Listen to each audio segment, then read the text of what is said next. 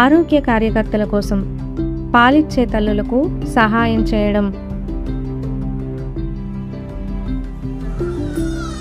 చాలామంది తల్లులు తమ బిడ్డలకు తల్లిపాలు ఉత్తమమని తెలుసుకొని వాటిని ఇవ్వాలని కోరుకుంటారు. కానీ కొంతమందికి ఇది కష్టంగా ఉండవచ్చు. జాగ్రత్తగా గమనించి సరైన సూచనలను ఇస్తే మీరు తల్లులకు సమస్యలు నివారించడంలో మరియు తల్లిపాలు ఇవ్వడంలో విజయం సాధించడంలో సహాయపడవచ్చు. తల్లి పాలిచ్చేటప్పుడు గమనించడం ద్వారా ఏది బాగా జరుగుతుందో, పాలు పట్టే విధానాన్ని ఇంకా ఎలా మెరుగుపరచవచ్చో అర్థమవుతుంది. మీ మాటల నేర్పరితనం ఉపయోగించి విని, పరిశీలించి, స్పందించి తల్లి విశ్వాసాన్ని పెంచండి. ఈ వీడియోలో తల్లిపాలిస్తున్న తల్లిని బ్రెస్ట్ ఫీడింగ్ అబ్జర్వేషన్ ఎయిడ్ ఉపయోగించి ఎలా పరిశీలించాలి, ఎలా సహాయం చేయాలో చూపిస్తుంది. బ్రెస్ట్ ఫీడింగ్ అబ్జర్వేషన్ ఎయిడ్ అనేది ఒక టూల్. ఇది సరిగ్గా జరుగుతున్న తల్లిపాలిచ్చే విధానంలో ఉండే విషయాలను చిన్న చిన్నగా విడదీసి చూపిస్తూ మీరు ఇంకా బాగా గమనించేలా చేస్తుంది.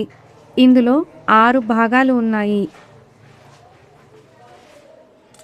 తల్లి, బిడ్డ, రొమ్ములు, బిడ్డ స్థానం, పట్టింపు మరియు చప్పరించడం.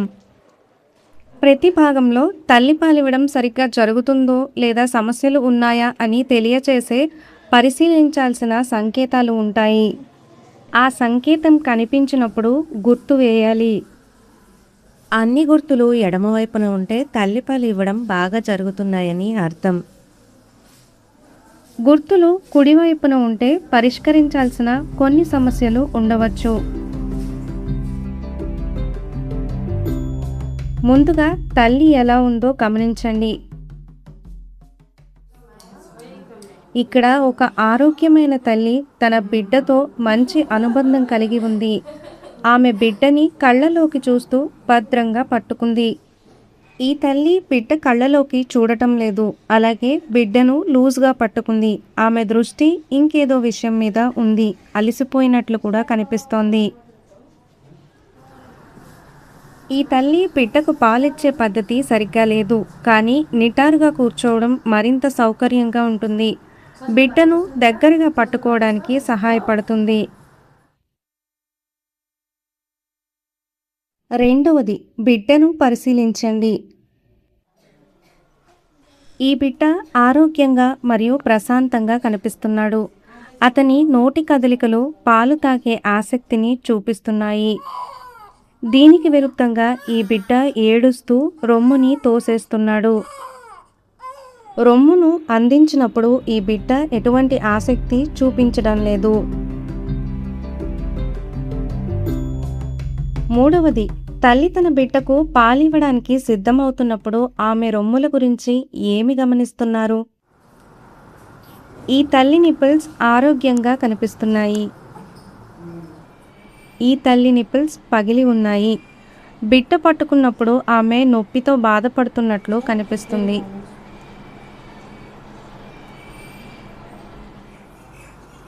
ఇక్కడ బిడ్డ సరిగ్గా పట్టుకున్నాడు. బిడ్డ రొమ్ముని వదిలిన తరువాత తల్లి నిపుల్ సాధారణంగా గుండ్రంగా కనిపిస్తుంది. ఈ బిడ్డ పైపైన పట్టుకున్నాడు. బిడ్డ నాలుక గట్టి అంగిలి మధ్య నొక్కబడటం వల్ల నిపుల్ సూదిగా కనిపిస్తుంది. దీనిని బిడ్డ నోటిలో వెనుక వైపు సౌకర్యవంతమైన చోట ఉంచబడిన గుండ్రని నిపుల్తో పోల్చి చూద్దాం. చాలా వరకు నిపుల్స్ బయటకు ఉంటాయి మరియు బిడ్డలకు పట్టుకోవడం సులభంగా ఉంటుంది. ఈ స్త్రీ నిపుల్స్ లోపలికి తిరిగి ఉన్నాయి. ఆరోగ్యకరమైన బిడ్డలు కొన్నిసార్లు పట్టుకోవడం ద్వారా వాటిని బయటకు తీయగలరు. ఈ బిడ్డ రొమ్మును నోటి నిండా తీసుకొని సరిగ్గా పట్టుకొని పాలు చప్పరించడం మొదలు పెడుతుంది. ఈ తల్లి తన వేళ్లను నిపుల్స్కు దూరంగా ఉంచి రొమ్ముని పట్టుకుంటుంది. బిడ్డకు పట్టుకోవడానికి స్థలం కల్పిస్తుంది. ఇక్కడ తల్లి వేళ్ళు నిపుల్కు చాలా దగ్గరగా ఉన్నాయి. ఇవి బిడ్డ నోటి నిండా రొమ్ముని తీసుకోవడానికి అడ్డుపడతాయి.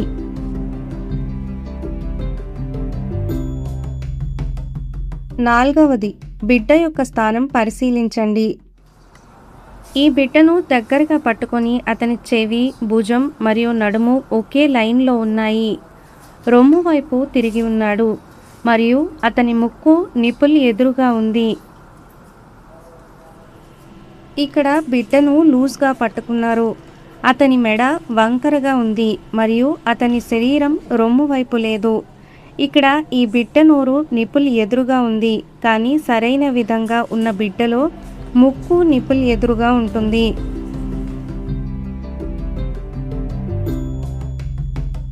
ఐదవది, బిడ్డ పట్టింపును పరిశీలించండి. ఈ బిడ్డ సరిగ్గా పట్టుకున్నాడు. అతని నోరు పెద్దగా తెరిచి ఉంది మరియు నోటిపైన ఎరియోలా కింద కంటే ఎక్కువగా కనిపిస్తుంది. బిడ్డ గడ్డం రొమ్ములో లోతుగా ఉంది మరియు ముక్కు స్వేచ్ఛగా ఉంది. కింది పెదవి బహుశా బయటకు తిరిగి ఉండి ఉంటుంది. అయినా బాగా పట్టుకున్న ఈ బిడ్డ విషయంలో అది రొమ్ములో దాగి ఉంది. ఇక్కడ బిడ్డ పైన పట్టుకున్నాడు. నోరు తక్కువగా తెరుచుకొని ఉంది. నోటికి పైన మరియు కింద సమానమైన ఎరియోలా కనిపిస్తుంది. ఆమె గడ్డం రొమ్ముపై లేదు, కానీ కింది పెదవి బయటకు తిరిగి ఉంది. ఇది మంచి సంకేతం. ఆమె చప్పరించేటప్పుడు చంపలు గుంటలు పడుతున్నాయి. ఇది పైన పట్టుకున్నట్లు సంకేతం. ఈ బిడ్డ కింది పెదవి లోపలికి తిరిగి ఉంది. ఇది సరిగ్గా పట్టుకోలేదని సూచిస్తుంది. పక్కన పోల్చి చూడండి. నోరు ఎంత తెరుచుకొని ఉంది? బిడ్డ నోటికి పైన ఏరియోలా కనిపిస్తుందా? గెడ్డం రొమ్ముని తాకుతుందా?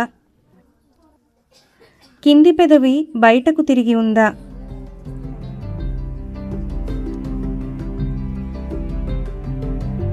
ఆరవది, బిడ్డ చప్పరించడాన్ని పరిశీలించండి. ఈ బిడ్డ సరిగ్గా పట్టుకోలేదు. అతను వేగంగా పైన చప్పరిస్తున్నాడు మరియు పాలు మింగుతున్నట్లు చూపించే విరామాలు లేవు. పాలు ప్రవాహం నెమ్మదిగా ఉండడం వల్ల అతనికి నిద్ర వస్తుంది. అదే బిడ్డ సరిగ్గా పట్టుకున్నప్పుడు అతని దవడ లోతైన లయబద్ధమైన కదలికలు కనిపిస్తాయి. ఇప్పుడు ప్రతి చప్పరింపుతో పాలు మింగుతున్నాడు. చప్పరించేటప్పుడు అతని చెంపలు గుండ్రంగా ఉన్నాయి మరియు అతను చురుకుగా ఉన్నాడు. ఇప్పుడు ఈ బిడ్డ చెంపలు గుంటలు పడుతున్నాయి. ఇది పైన పట్టుకున్నాడు అని సంకేతం.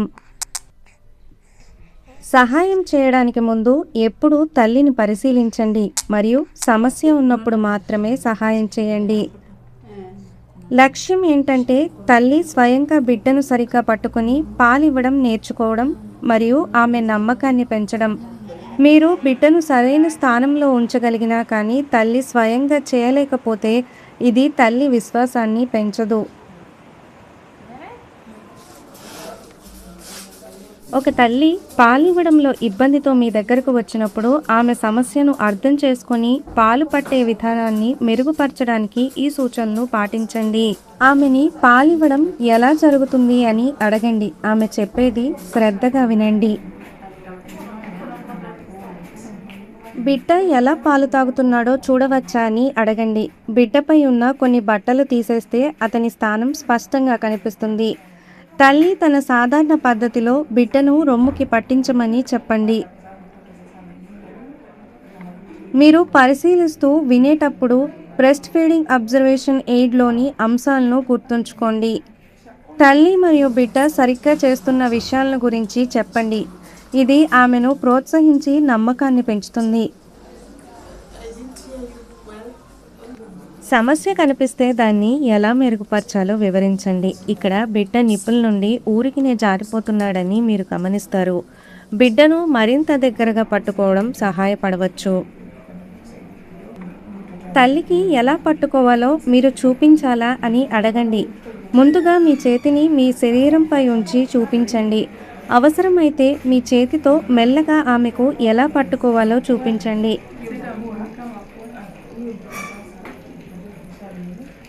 తల్లిపాలు ఇస్తున్నప్పుడు గమనించాల్సిన ముఖ్యమైన విషయాలను వివరించండి. దానితో ఆమె స్వయంగా నమ్మకంగా పాలివ్వగలుగుతుంది. గుర్తుంచుకోండి, ముందుగా తల్లి బిడ్డకు పాలిస్తున్న విధానాన్ని పరిశీలించి ఆమెకు సహాయం చేయండి. తల్లిపాల పరిశీలనలోని 6 అంశాలను గుర్తుంచుకోండి. తల్లి, బిడ్డ, రొమ్ము, బిడ్డ స్థానం, పట్టింపు మరియు చప్పరించడం.